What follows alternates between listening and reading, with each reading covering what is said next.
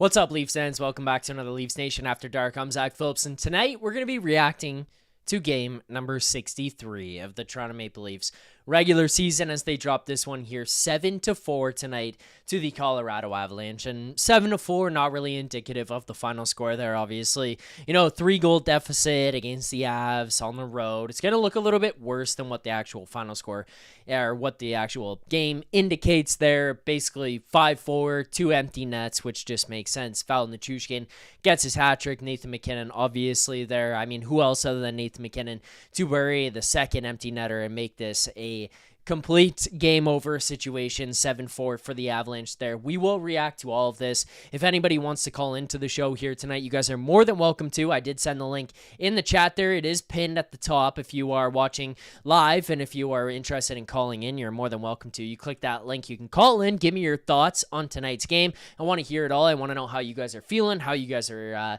reacting to this one, because I want to see where you guys are at.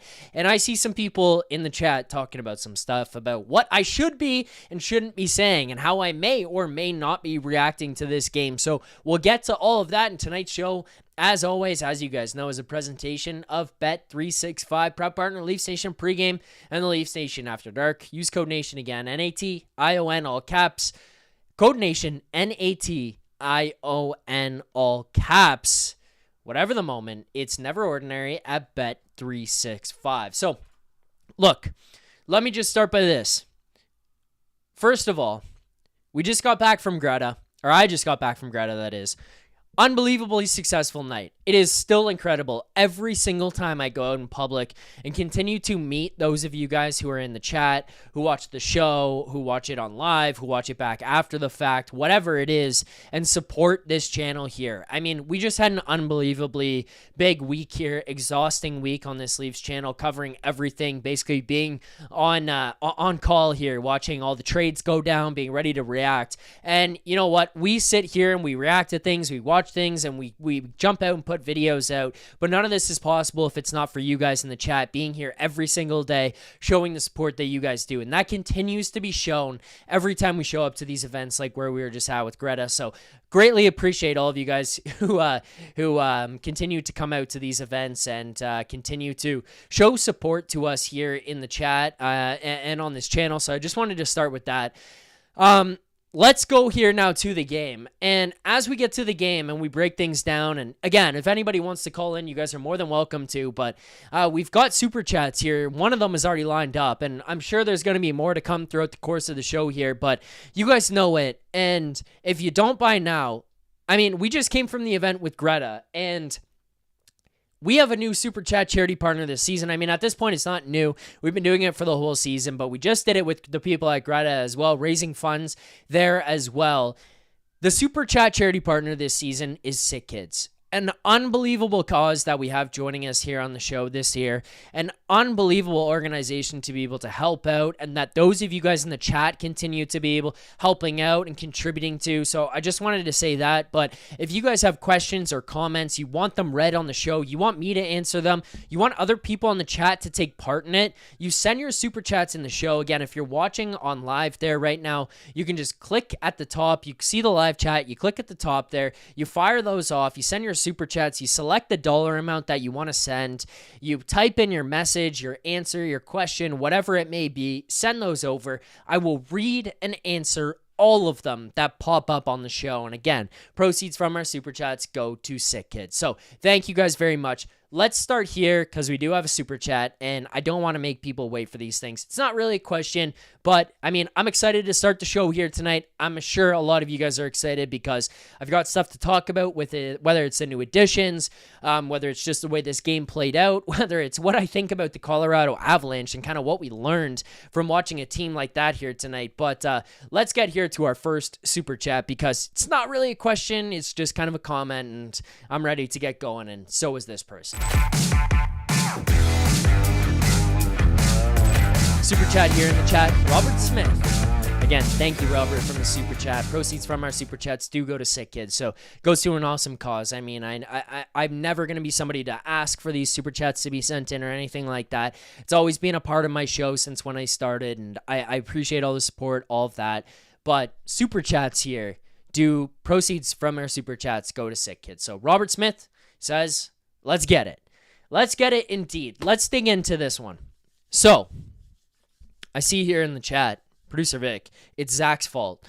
I don't know why this is my fault, Vic. I'm sorry. I don't know why this is my fault. And again, if people want to call in and give their thoughts, the link is pinned in the top of the chat. Let me start with this. When you come out of a trade deadline, and this goes for Avs, Leafs, everybody, and obviously the Avs walked away with the win here tonight, so people are probably going to jump on me, and that's fair enough, and I understand why, but there is a tight little grace period that I will give.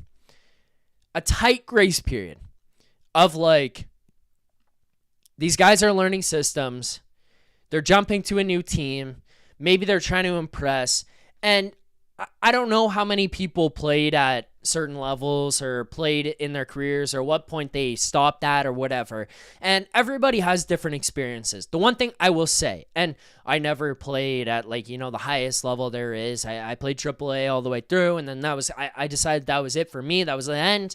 But the one thing I always felt, and I played on a couple of different teams, was just there are times where you jump into a new team, and this is where I'm going with this. Like, I see Elvis says, grace period, I'm leaving. I'm going to get to the team in the game because I'm going to break everything down with what happened here tonight. Trust me. I just want to get it out of the way in terms of Lawton and Carlo. I want to give their performances a bit of a review before we go further on with this game, or with this breakdown. So, Lawton and Carlo.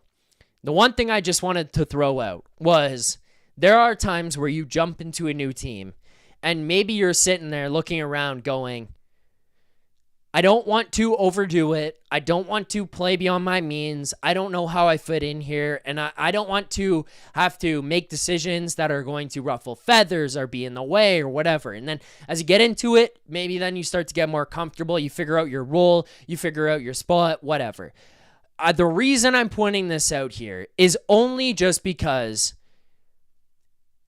I see people in the chat right away who are jumping on Brandon Carlo and Scott Lawton saying, bad night, looked good, Carlo -2, what the fuck, blah, blah, blah. I just wanted to point that out before I started the rest because I'm going to break down this game. I have thoughts on the result. I have thoughts on the way the rest of the team played, all of that kind of stuff. And I see slots, Zachary, so full name, crazy.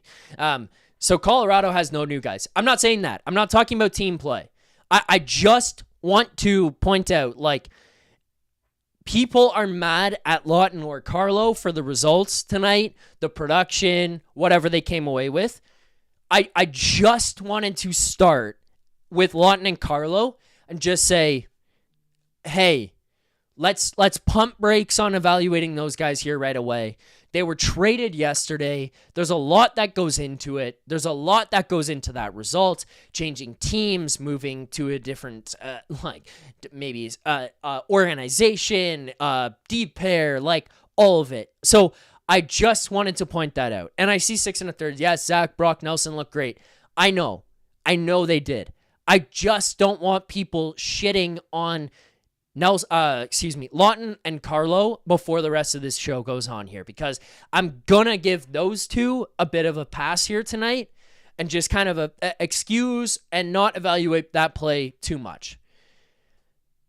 People are already mad at that. Fair enough. I'm gonna move off of those two. I'm moving off of Lawton and Carlo. I just wanted to put that out there because people are already pissed. Oh, why did we trade those picks for Lawton? And why did we trade Fraser Minton for Carlo? Like, pump brakes. We might figure it out soon. It'll be okay. I'm not really ready to jump to conclusions. I've got a couple of more super chats here, and I'm going to answer them. But because people are already pissed, I want to just go into the rest of my thoughts, just generic, and then we'll dig into some of the smaller pieces of this game here tonight.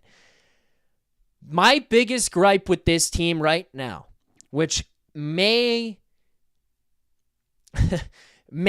have people in the chat changing opinion, I have started to ask myself, what was the biggest thing that Craig Berube came in here for? Or if that's not the way you want to look at it, what was the biggest thing that we expected the Leafs to change in their game this season under Craig Berube? Defensive play. How committed are you to the defensive zone? How committed are you to playing the right way, to not losing assignments, to having few and far between breakdowns?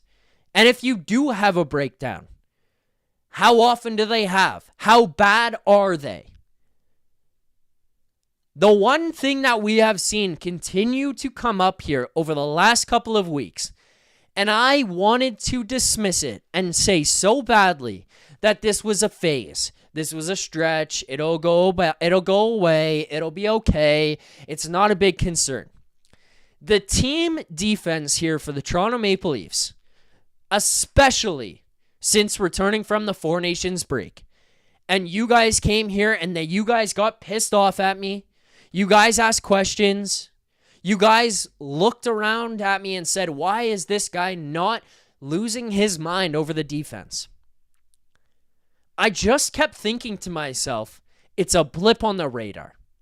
It'll be okay. It'll figure itself out. I'm not willing to wave a white flag and say, they can't figure it out. It's done after a game like this. But I am willing to come on here on this post-game show. I am willing to talk about this on the Leafs Nation After Dark against the Colorado Avalanche in Game 63. Less than now 20 games away from the start of the Stanley Cup playoffs. And I'm willing to say this defense has been, pardon my language, pretty fucking ass for a little while. It's not the D-core. It's not just the forwards. It's not specific lines. It's just top to bottom, the defensive system has kind of seemed to loosen up here, maybe. It feels like the defensive structure for the Toronto Maple Leafs has started to kind of get some cracks exposed. And rather than tightening those things up, rather than cleaning up areas in the defensive zone, in the neutral zone, in transition, it feels like there might... I hate to say this because I'm not in the room. I don't know, and I can't assume. The one thing I would say was, it seems like there, and I say this only from personal experience, I feel like there becomes a point of like a lack of trust. And to expand on this, what I mean is, I wonder, is my partner going to fix that? Is my partner going to pick that guy up? Is my partner going to recover in this situation? And then if you don't have the answer to that question, a lot of times you overcompensate in situations. You know, again, I'll relate it back because, again, this is where I draw a lot of experience from, is playing myself or talking to my friends who had played and gotten to certain levels in their careers and asking them, watching them, and then watching this to this point. There were times in my career, or when minor hockey, like, let's just also be clear about that. There were times in my playing career when I looked out and I went, I know for sure I might be better, or I am better than this guy. Or I know for sure this guy struggles here. So I feel like I might need to compensate in that area. And what it ends up doing is dragging you out of position. And to kind of like pinpoint this here tonight, and the biggest example that I want to dive into on this game, where it was like, that was the one, where that was a perfect example. That was jumping off the page of like, oh shit, what happened? Was the Kiviranta goal that he scores. So, what ends up happening is Jake McCabe and Oliver Ekman-Larsson both kind of playing tight together, go across. They're playing off the guy who's coming off the wall, right? And like, there are people smarter than me who can break this stuff down. Frank Corrado does unbelievable video breakdowns on his Twitter page and all that kind of stuff, and he helps explain this better. But I'm just going to give you guys like a bigger picture of what I saw and the reason I feel like this, and where I feel like some of this stuff happens around the net, around the defensive zone for the Maple Leafs. So on that play, you watch, I'm going to use my hands here, OEL and McCabe, right? They watch over the guy coming down the wall, and they both come across. The pass goes across ice, and then what ends up happening is that the forward who's supposed to have the guy driving down the far side isn't there in time. OEL goes across. Now your defensive pairing went from this to like this. Avs player drives down the middle. McCabe can't get back in time. OEL can't get back in time. And it's Kivi Ranta who's back there who's able to score. That's just one example that I saw here tonight where I was like, that's a breakdown where it felt like the two of you guys were too close together. OEL maybe not entirely sure or believing that his forward is going to be able to get back and cover the guy back door. He tries to drag across. Now all of a sudden there's a guy down the middle. It's a breakdown. It's a fall apart there. And you know what? Again, there's people smarter than me who are going to be able to break these things down. But that's one of those examples. And I see Rob B saying, poor Zack focusing on the tactical stuff here. This is big picture. I'm just pointing this out from one specific example I saw tonight to try to draw people's attention to it and explain why I feel that way tonight and give you an example of where this comes from. Because I can give you a billion examples of what went on or just generic talking points, but I would like to at least give you guys some type of reasoning for why I feel that way or an example of what might have went on to have that happen. So that's one issue. It also happens on the Drouin goal there. That's a pretty obvious one for me as well. There's just a lack of awareness in the D zone. The puck's in behind your net. Drouin gets wide open in the slot for no good reason. Like, call it what it is. There is no good reason for him to be open there in the slot like that. He gets the pass out front in the slot, and he buries in. Those are bad breakdowns that you can't have happen, that you get exposed for against teams like the Colorado Avalanche. You will get exposed against the Dallas Stars, the Florida Panthers, the Tampa Bay Lightning. Those are just situations where if this happens against Buffalo,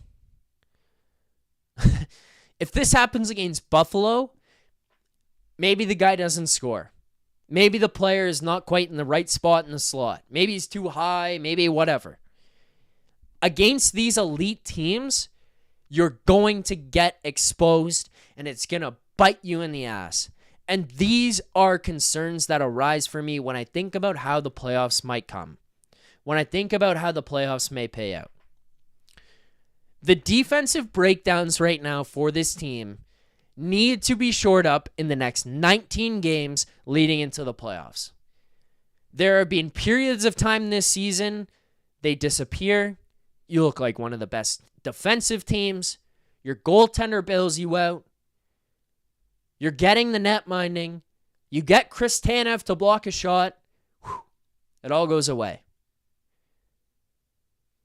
The defensive situation that we're experiencing right now, and specifically without Chris Tanev, is so mind-boggling to watch this happen because it's structural, which is something that I would have felt like at this point under Craig Berube would have been solved.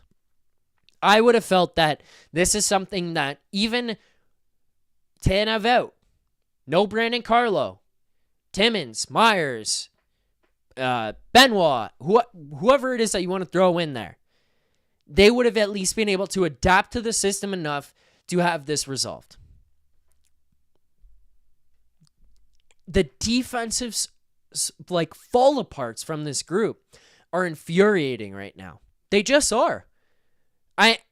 I watch this team and feel like they have the pieces, the coach, the I don't know. I'm not gonna say this one. I was gonna say the mindset. Fuck, I'm not saying the mindset.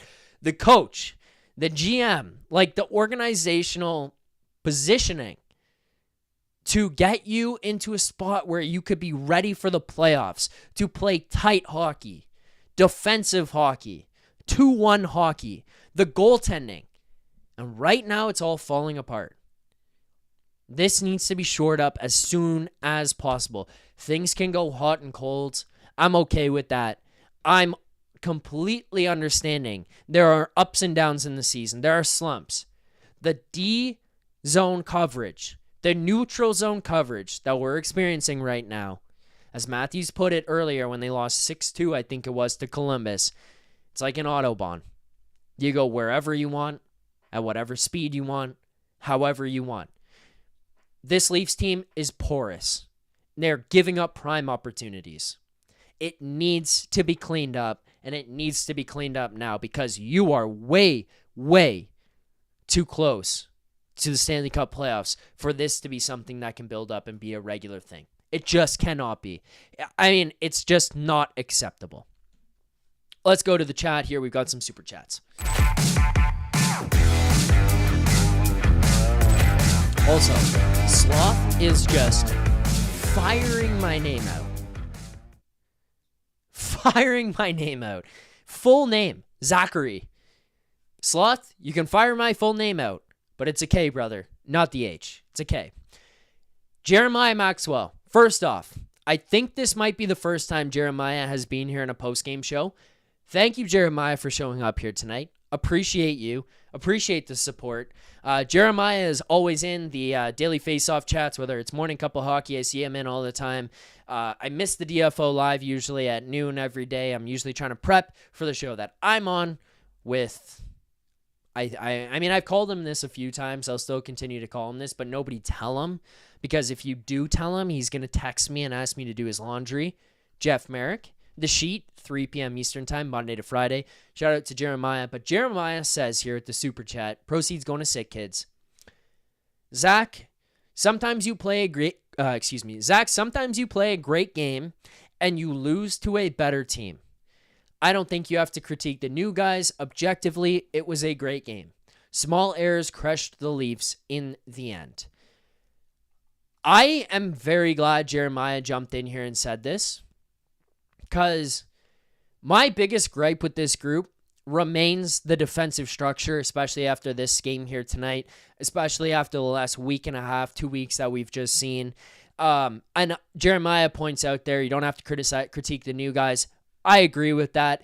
I just wanted to kind of start the show and lay out there to people that we just lay off Lawton and Carlo for like this game, maybe the next two. Let's see how they get into the next couple.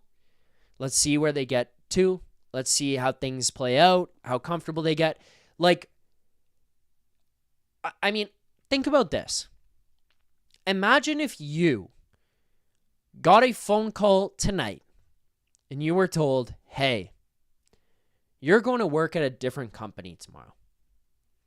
New boss, new coworkers, new city, new travel schedule. And oh, by the way, the cozy home that you're living in right now, the cozy bed that you sleep in at night, well, for the next little while, you're going to be in a hotel. That's all I wanted to throw out, okay? I'll critique team play. I'll critique goaltending here. I don't want to go too hard on them again. Like, I'm trying to put together a full body of work and just discuss what's happened over the last while and not just kind of get comatose by one single game. But yeah, the goaltending's not been ideal. I just want to just throw out, I'm not going to be like, wow, what the fuck was Lawton doing? How did we trade for this guy? I'm not there. Like, that's not how I feel. I mean, I'm not going to be disingenuous. I want to see how they do over the next little bit. Otherwise, I would agree with Jeremiah, honestly. Pretty electric game. Like, this is a pretty fun game. Now, producer Vic is in the chat. He's asked me to do this. Sloth is in the chat. He's asked me to do it. The Phenom is furious that I haven't done it. 6 1/3. Denver Charlebois. The people that have, other than Vic's not a troll, but the people who come here, they watch the show and I see these comments and these chats and these people are trolling. There's one night here tonight that I'm going to really agree with you guys on, and it goes in line with our next super chat. So let's get to it. Austin Omino.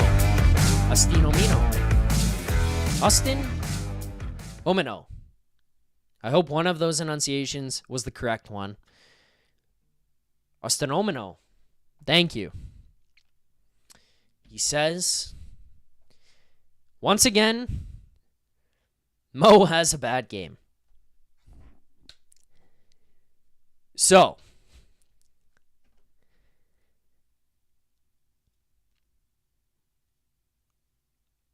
long pause while I just process quickly just how I want to go through this. This has been a really tough season for Morgan Rielly. A lot of times I've gotten to the point where I'm starting to ask myself, and I think a lot of people in Leafs fans are as well, in Leafs Nation, are as well. If so many partners that you play with are the problem, you can't figure it out, at what point are you the problem? Now, the caveat to all of this is that Brandon Carlo is brand new. Okay? I don't know if Morgan Rielly jumping in with Luke Shen in the first game that he was here. I honestly, like, if you guys remember, feel free to correct me. That's fine. Feel free to correct me. I don't remember if when Morgan Rielly and Luke Shen first played that first game together, if it was magic, fireworks right away. I just don't remember. Now, it got unbelievable by the time that the playoffs went on and we got into the series against Tampa, etc., etc. It got to a good spot. Morgan Rielly needs to be significantly better. Significantly better.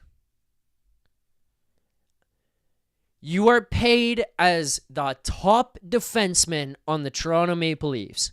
You are paid to be the number one guy. And now I have given him the leniency this season to say, you know what? Is Morgan Rielly the number one guy?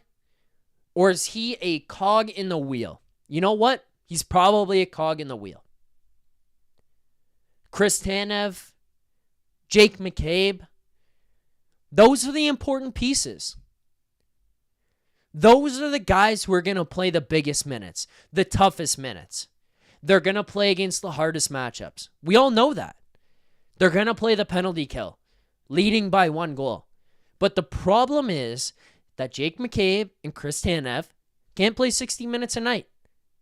We're not playing basketball. They can't play 60 minutes a night. And while Brandon Carlo and Morgan Rielly may figure it out here together as a pairing, so much of this is going to rely on Morgan Rielly becoming consistent. I like Morgan Rielly a lot. I like the way Morgan Rielly supports the team, the community, the city. I like how outspoken he is about how he loves it here and wants to be here. Those are all great things. Morgan Rielly drastically needs to up his play because I'll tell you what, if he doesn't right now, that's going to be a black hole on this defensive group. We've talked so much about the upgrades Brad Treliving has made. You know, I'm reading lists over the last couple of days. Igor Ozhiganov, Justin Hall, Nikita Zaitsev, and Ilya Lyubushkin, you name the guys who have gone through that right side. The guys who have gone through this defensive group. And you look at where they are. This is probably the best defensive pairings and system and structure and setup we've seen of this Leafs team since, God, I don't know. There are people here who have been watching from before I was born, so they could probably tell me better. I don't know. Like, Jake McCabe. Brian McCabe was here, potentially. Morgan Rielly severely needs to up his game. Drastically needs to up his game. I know it may be somewhat part of how his D partner plays alongside of him, how they work together, what the partnership may be. That's fine. I have a lot of confidence that Brandon Carlo is going to be a real reliable player here in Toronto. Morgan Rielly needs to figure his shit out as soon as possible. He had a little bit of an uptick leading into the Four Nations. And I kept talking about it, and I kept watching that 4-game period, I think it was, leading into the break, and I was like, man, this break's coming at a bad time for the guy. He's getting points. That's kind of what he's here for. We all know he's not a defense-first guy. We know he's a leader. Brian Burke has told us that a million times. The guy is a leader. And I have no doubts about that. But he's got to simplify his game. It feels like so often he's just trying to play outside of his skill set. Dude, you're not the D guy. You're not the defense first shutdown guy. You're also not Austin Matthews. Just be Morgan Rielly. Brandon Carlo will help you. Brandon Carlo will solidify that. Brandon Carlo will calm it down. This was a rough game for Morgan Rielly tonight. This is not pretty. It was not a pretty game for him against San Jose. He's not the reason they lost, but it was not pretty. It just wasn't. I mean, I watch that D group, and I feel like we're the closest we are to like a real, or if not at that level, of a real Stanley Cup contender. And I just keep asking myself, is Morgan Rielly going to be Morgan Rielly? Or is Morgan Rielly going to try to play outside of his means? And if he, I don't know the former and the latter usage, by the way. That's like one thing. I've been part of this conversation and like doing shows for like a long time, and I hear people use it all the time, and I never know when the fuck to use it. Like, little secret, I just don't. I usually figure out quickly like what someone's talking about, but using it myself, not very good at. But anyways, if Morgan Rielly tries to play outside of his means, this could be an ugly postseason, ladies and gentlemen. Could be. We got more super chats here. Let's get to some of these. I mean, I could go in as much as I want on Morgan Rielly and the night he had, blah, blah, blah, blah, blah. It doesn't solve anything, and it's something we've all known. This is another real frustrating game from Rielly. Another game where he just kind of looks out of it a little. I mean, not out of it, because he's trying. Like, this is the part of the problem. Like, I don't want to just throw that out. Like, oh, Morgan Rielly's completely fucked off here tonight. No, it's not the case. He again, doesn't look very good. Step behind here maybe, or a step ahead where he's trying to overread things. Not the best. Not the best. All right, let's get to our next super chat.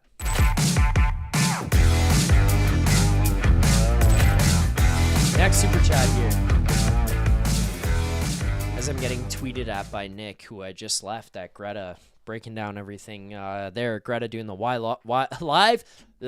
live watch along at Greta Bar YYZ. Unfortunately, producer Vic was not able to come here tonight. Next super chat. So Sangnam, we're seeing glimpses of the same team we were frustrated watching in years past. A talented group that doesn't have the killer instinct to win.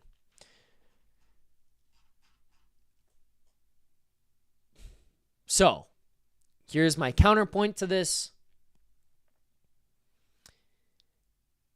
this was a fun game. This was an entertaining game from the Leafs tonight. There was pushback. You had the stars on the board. Marner, 2. JT, 2 here tonight. Like, your big boys performed. They showed up. They got on the board. Austin Matthews, 3 assists.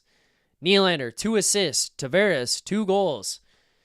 Marner, 2 goals. Where the problem came tonight is just defensive breakdowns and a little bit of some porous goaltending. Like, I mean, I see in the chat there, people are pissed at this one. At like 6 1/3. Oh yeah, hilarious game, Zack. So much fun. Playoff disappearing act coming. Let's see what else we've got. where I saw some other ones. Did they even beat the Rangers? Like, enough is enough. Is Zack crying?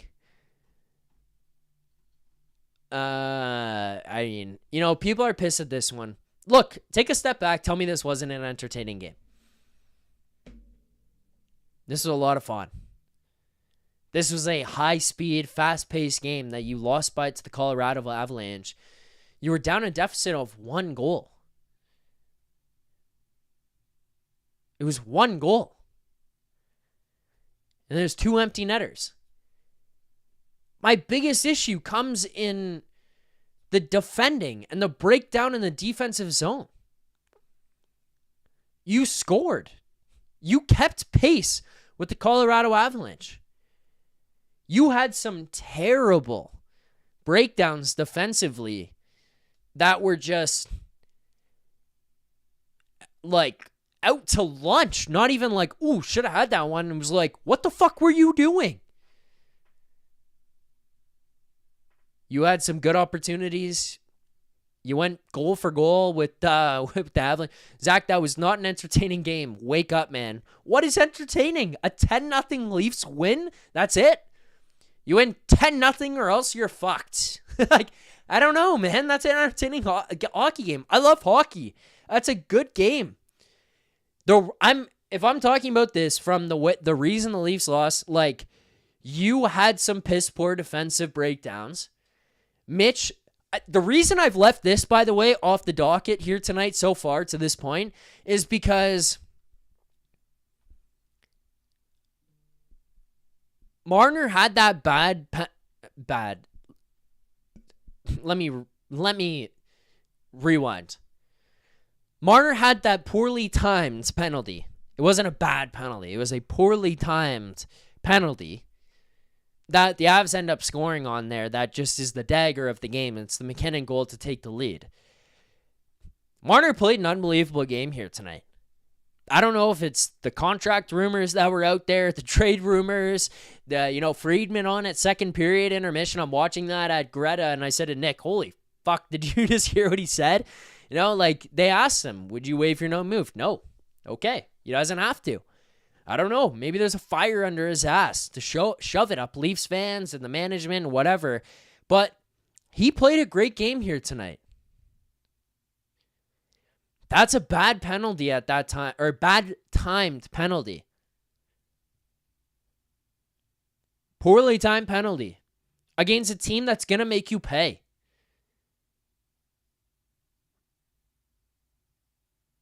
Salvatore Henny, Zack, the Colorado player, took a dive. Fair. I mean, we can argue this as much as we want, talk about it as much as we want. My whole point on it is more so just like, it's a poorly timed penalty.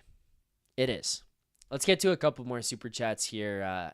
Actually, before we get to a couple more super chats, I just want to remind people, as I've brought it up a few times here, and I did just come from there, myself. We had an awesome event here tonight with the Leafs Nation. We were giving away a trip to Nashville. Congratulations to Ryan Covart, who ends up winning today's trip to Nashville for the Leafs Nation vacation.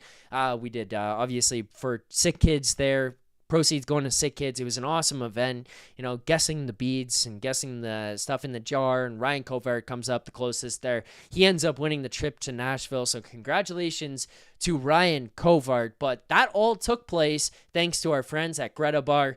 This segment is brought to you by our friends at Greta Bar. Great spot before, during, and after the game.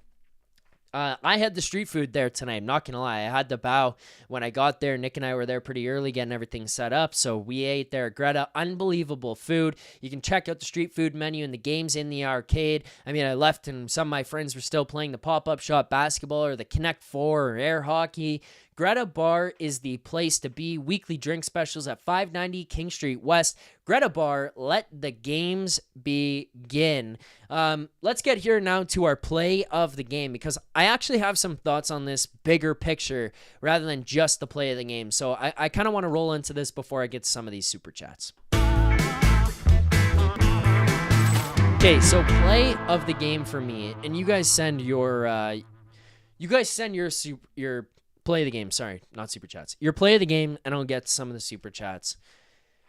So, the one thing with the power play that has really frustrated me is, and people disagree and yada, yada, yada. The one thing with the power play is that they score, they get to the top half of the league in the power play percentage. A lot of times they find themselves in the top 10. I've always felt that that is a misleading stat when it's come to the Maple Leafs, because I watch Colorado's power play, Edmonton, Dallas, Vegas, Tampa, Florida, top power plays, top teams around the NHL, and I watch the way Boston in years past, their power plays are conducted. And I always wonder what it is that these teams have in common that allows them to be so dangerous, or if you want to put it another way, so successful, even if they don't have the same percentage as the Leafs do on their power plays. They feel more dangerous. And then you get to the postseason, and I watch this Leafs team, and I, again, start to think about, why do they fall apart in the postseason? Why does Boston's power play run at the same percentage or better? Why does Edmonton's power play run at the same percentage as better? Why are their power plays so much more lethal? I've been doing this here long enough, watching enough games, doing enough breakdowns for sure, to kind of conclude myself the biggest reason that that's the case is because the Leafs have enough talent on their power play to score enough. To expand on that, what I kind of mean is you have some of the best goal scorers and playmakers and setup guys and net front players in the NHL. And if you give them enough odd man opportunities, they're bound to score. They're bound to get hot. They're bound to take advantage of you. That's during the regular season.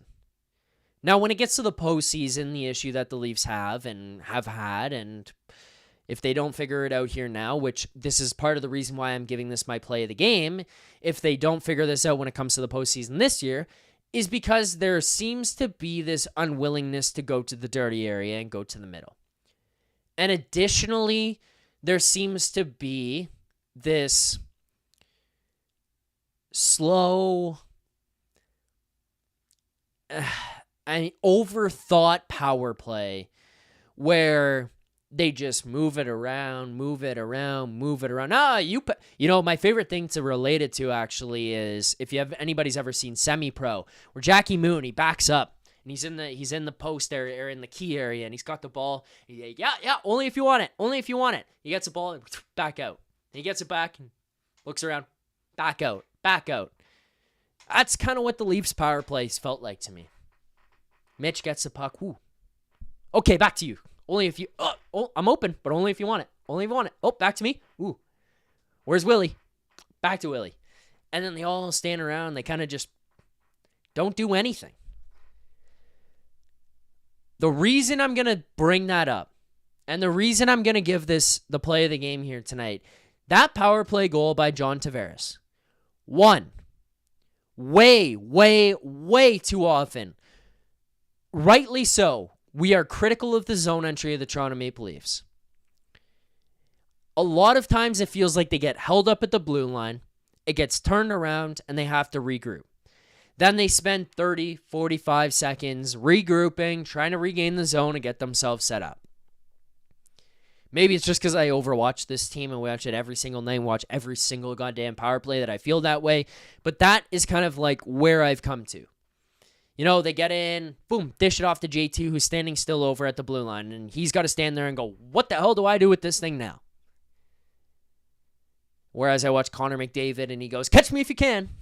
And he bursts down the middle, crosses over the blue line. And even if he's not going to the net, he's down into the corner. Bang, everybody's drawn back down low, set the play up, move the puck around, spread everybody out. The Leafs will get in and dish to JT, and everything gets stopped up at the blue line. And you can't get in much further, and that's kind of the end of it. There's like that power play entry that John Tavares scored on. First of all, Austin Matthews hauls ass through the neutral zone. Gets over the blue line and goes right to the net. A big man move towards the net, gets a shot off. Everybody crashing in, trying to get in there to pick up the puck, pick up a rebound. Bang, doesn't happen, circle back out. Now, the important thing for me, like, again, I'm not a coach, I'm not an analytic, I'm not the coach of a power play. I'm here talking to you guys. But again, simple thing that I just noticed. Did you notice how tight the Leafs were on that Colorado power play? Marner starts to draw himself in from rather than just standing with his heels on the blue line. Willie closes in on the back door. JT sneaks down from being at the top of the circle a little bit closer down to the slot. Mackenzie Blackwood had to dig his nose out of Matthew Nye's ass because Nyes is so tight on top of him in the perfect position of a screen and just like bothering the hell out of these guys on top of the blue paint.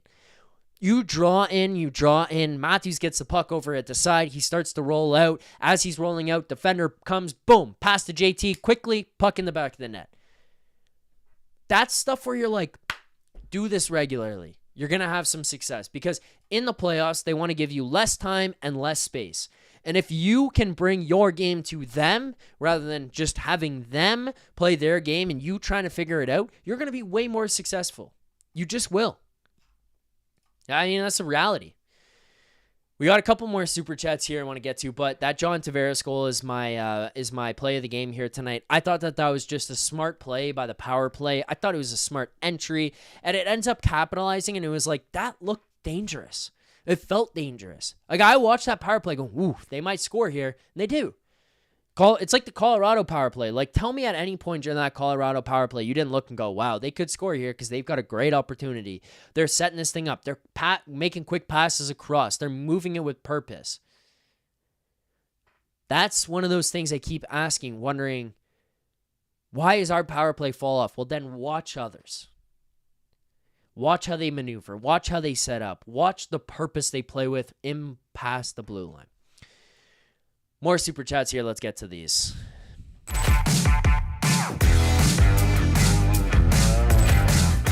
Super chat here. Jeff McKay. Appreciate it, Jeff. So again, this team can't defend in their own zone and not in their own end, and it's not the D-men. I'm talking about the three other guys on the ice. I've been waiting for 4 years for it to sink in. Well, I mean, thank you for the super chat there. Appreciate it. Jeff saying, so again, this team can't defend in their own zone, not just the D-men.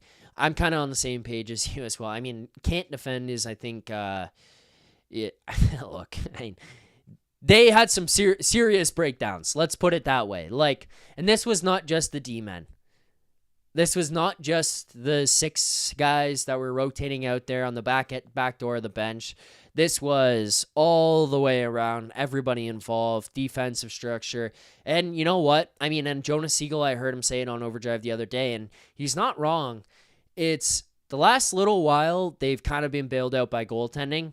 Here, you don't get bailed out by goaltending. Joseph Woll on Sunday against Pittsburgh, you don't get bailed out by goaltending. Stolarz, the 2 goals that were scored by San Jose. I mean, I'm not going to blame Stolarz for that loss, but those are ones he probably normally saves just because he's been that unbelievable this year. He doesn't save them. Pucks in the back of the net, you lose in a shootout. Your goaltending starts to go waver a little bit, you're getting losses.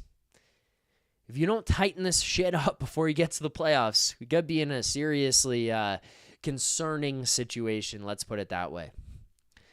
Let's go to the next super chat.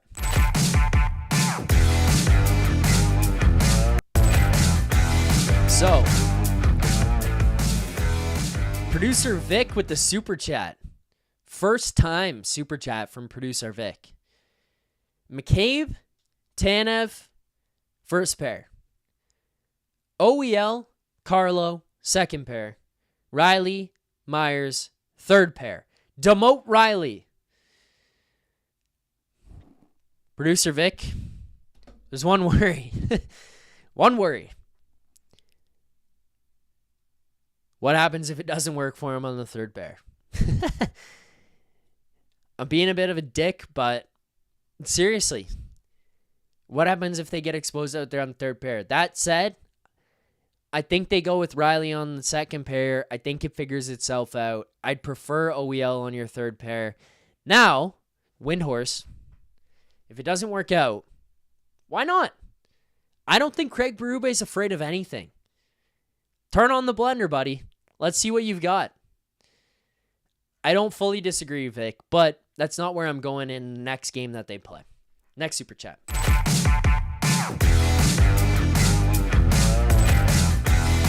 For those of you also wondering, as we keep going here and keep breaking down this game, I see in the chat. I don't know how I'm all of a sudden getting pinned up against Denver in a fight. I don't want to fight anybody in the Leafs Nation chat. That said, if I have to, I'll fight, but I don't want to. Donald Chisholm.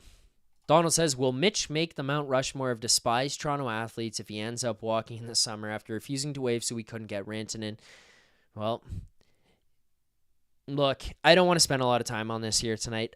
I do have quick thoughts. I'll just give them to you. One, and I'll probably talk with Jeff more about this week and see where he's at because Jeff's smarter than me. Jeff's more level-headed than me, so Jeff can maybe bring me back down to earth. But here's my opinion regardless. First of all, just quickly on Donald's point, will Mitch make the Mount Rushmore of despised Toronto athletes if he walks and he waived? Yes. The answer is yes. I'm a fan of this team. It will be yes. If you are walking and knew you were walking, even if he didn't know he was walking, if you walk and you turn down that trade, I don't know for a fact that the Leafs could have signed Rantanen and that trade goes through. But if they could have, and he's the reason it gets stopped and he walks anyways, and you don't find some replacement that Leafs fans are happy with, that's also the thing. Not a replacement from Marner. A replacement that Leafs fans are happy with. He's going to skyrocket. Whether he likes it or not, it's just reality. He's going to skyrocket. Now, where I will go with this, and this is what I want to ask Jeff this week, and I'm going to probably bring up to him, because I think this is a big picture conversation. Mitch Marner dragged his name. Let me rephrase. Mitch Marner's camp dragged his name through the mud and his reputation in Toronto through the mud during that first negotiation. Every player has the right to get as much money as possible. No one will hold that against them. Matthews, he's getting a lot of money. Nylander, he's getting a lot of money. Those negotiations were messy. Every day you turn into Toronto Talk Radio and you're finding out from some new insider, or the same one, potentially, that Mitch Marner's contract value is X. And the Leafs won't pay him. They refuse to pay up. And then it's, the Leafs are offering this, and they're lowballing him. They're fucking him over. I was like, whoa, wow. Mitch is a great player. Let's get him here. Why are the Leafs doing this?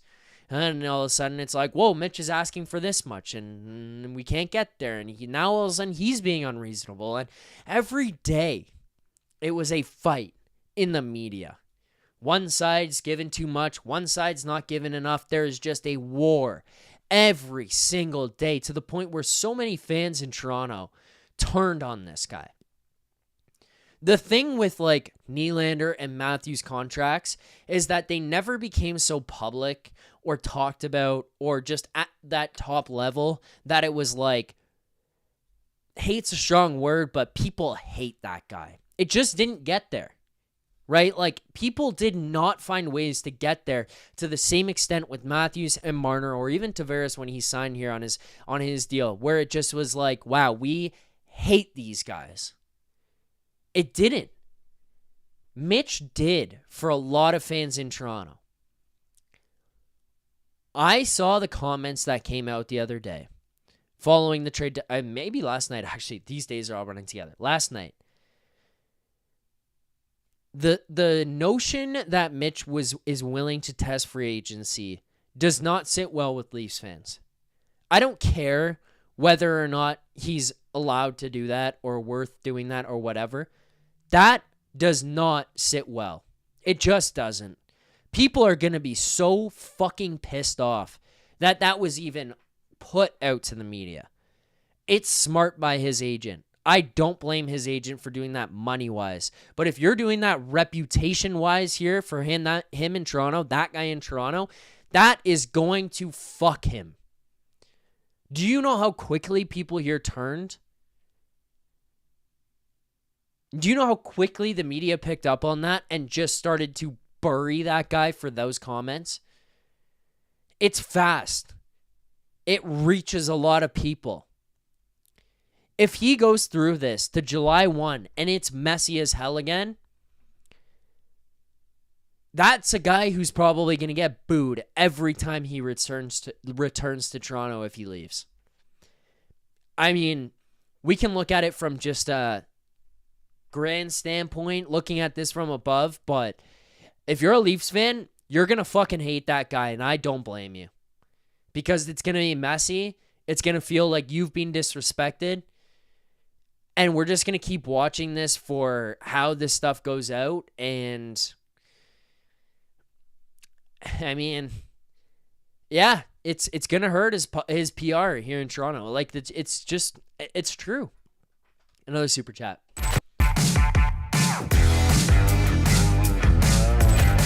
Let's do the super chat here first, and then we'll get to the final segments of the show here and our smelling salts, which you did hit 50 likes. We got over 200 people watching. We can get to another 100 here easily. We'll probably wrap this up shortly, but quickly here, Colin Core, thoughts that Leafs leaked the Marner info on purpose to force him to sign at a better number. They know if he walks, now his reputation is torched.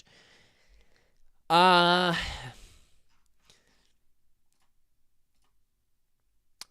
mean,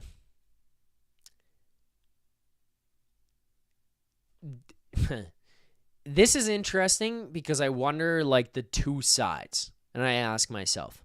One would be that page where Colin Core brings up where the Leafs do it to make it like he didn't waive. If he doesn't sign, he's a dickhead. Get him out. And then Leafs fans are like, fuck that guy. And if he leaves, they say, fuck him. He didn't do this with that. When we asked him to waive, he just didn't. Now, the other part of this that I wonder about is what Marner's camp would have had involvement in. I do probably think this is probably more. I mean, I can't speak to certainties for sure. So I'm speculating purely.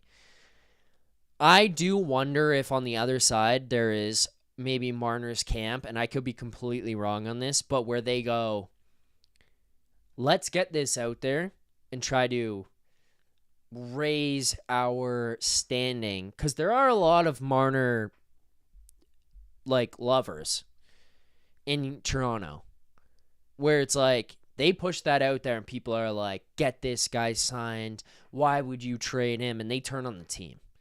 There's a PR battle here that goes on. I probably lean more towards the Leafs side where I think they do it. But, yeah. Or MLSC at least. But I do wonder about the other side and wonder if there's thought process that goes through their side.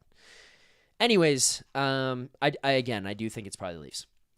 Let's get to our final couple segments here on the show tonight. We just had Flight Night, so no more Flight Night reads. But again, thank you.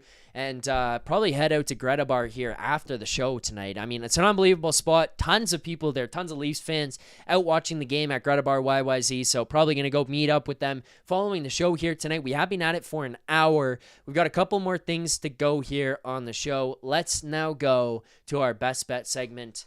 Our best bets is presented by Bet365. Proud partner of the Leafs Nation pregame, Leafs Nation after dark. Breaking news coming in from Bet365, where every nail-biting overtime win is a barn burner.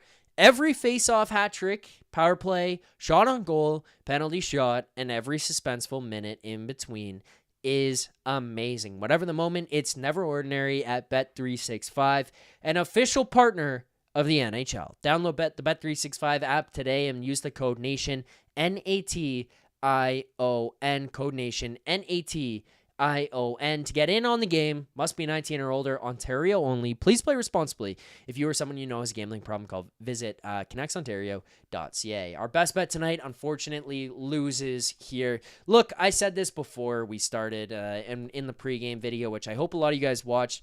There's a lot of viewers here today on the pregame video. If you did enjoy it, make sure to hit that like button. But before every single game, I go and put out a video breaking down the lineups, my thoughts on who's playing, how things are constructed, all that kind of stuff. Like just giving you guys some generic thoughts on all of that, as well as giving out my best bet of the night. And tonight's best bet was Scott Laughton anytime goal. Now, I didn't have an edge on this one. I didn't have all that kind of stuff, but I just kind of looked at this one and thought it was going to be a fun one. I thought Scott Laughton may come out ready to go, fired up. He's playing for the Leafs, his hometown team. Maybe Scott Laughton would have a little bit of fire under his ass and ready to go. And you know what? That's a third line that's been pretty good. They've looked pretty decent over the last couple weeks. So I thought maybe Scott Laughton benefits from that. Doesn't end up being the case. Plus 500 for Scott Laughton. Anytime goal. $25 we lose here tonight. But we are still up a profit of $593 on the season. That would be $5.93 or 5.93 units on the season. $593 profit. Thank you so much to everyone who's continued to follow along. We appreciate you guys greatly here. But I lose that one. So anyways, we'll bounce back. We are up on the season. We continue to push. TML says I made that bet too. You know what? I just felt like it was going to be a fun one. It felt like it was going to be a fun one to bet on tonight. Does not end up cashing for us, unfortunately. But regardless, the push continues. We try to battle. We try to get some wins. We'll see where it takes us. Anyways, let's get now to our final segments of the night, and that will be our grade of the game. Let's see where you guys are at on this one. My grade of the game, I think people are going to be mad at me. Oh, actually, you know what? Before I get to my final segment, sorry. Let's get to smelling salts quickly. We had a bunch of super chats here tonight, raising money for sick kids. We've also had a bunch of people who like to stream. You know what? Someone at Greta came up to me. KPG from the chat. He came up to me. He goes, Zach, because you have the smelling salts, you inspired me. And I bought smelling salts of my own. Do you want to try them? And I said, what the fuck are you talking about? He pulled out smelling salts in the bar. And I said, KPG, thank you. Make sure Alberga does some of these. Woke the boys up. People were fired up there watching the Leafs game. I'll tell you that for free. And then all of a sudden I'm watching Brandon Carlo on the bench. He's got smelling salts. Everyone in the bar is ready to go. Thank you to KPG for the smelling salts. TML, forget the salts. TML, sorry, but there's other people who liked it. There's other people who want it. It's been a thing. It continues to be a thing. Thanks to those who liked. Keep hitting the like button. Here you go. Oh. Oh. Oh, All right, there you go. Hopefully that satisfies you guys. I'm going to get Merrick some of these, maybe. Maybe we'll get Merrick to try them. Oh. All right, there you go. I'm ready for the grade of the game. Let's get to the super chat here. Actually, let's go do the grade of the game, then we'll get to the super chat because there's a massive one. Our grade of the game here tonight. There you go. KPG in the chat. We huffed the salts at Greta. I'll get to that quickly, but yeah, let's get to our grade of the game. Honestly, I think I might come in a little, I don't know, like based on what I'm seeing in the chat, we're kind of all over the place. I think I'm like between a C+ to a B-. 7-4 is not really the final result of this one. Money puck, obviously, and the deserve to win a meter is more in favor of the Avalanche, and I don't dispute that. I mean, I think that's probably fair, but the big boys get on the board. Mitch Marner has a big night. JT has a big night. Matthews gets a bunch of points there himself. Nylander gets a bunch of points. The power play goes 1 for 1. Unfortunately, there your penalty kill goes 1 for 3, and it's Nathan MacKinnon goal, and it's at a terrible time. Like, it's just at a terrible time in the game. You know, that's something you want cleaned up. You don't want Mitch taking those, especially one of your better penalty killers out there and going to the box. Like, I probably sound like an idiot saying that, but it's like bad timing. Not the guy you want going to the box. Otherwise, the penalty kill looked pretty decent here tonight. Anthony Stolar's little bit of a tougher night for him. 844 save percentage and 27 saves on 32 shots. He had 5 goals against here tonight. 2 empty net goals for the Avs. But otherwise, let's go with you were leading. That's the other thing. You were leading, and you blew it. You were leading. C+ is my grade. Let's go with that, because you were leading 4-2, and you blew it. So that's also a fair point.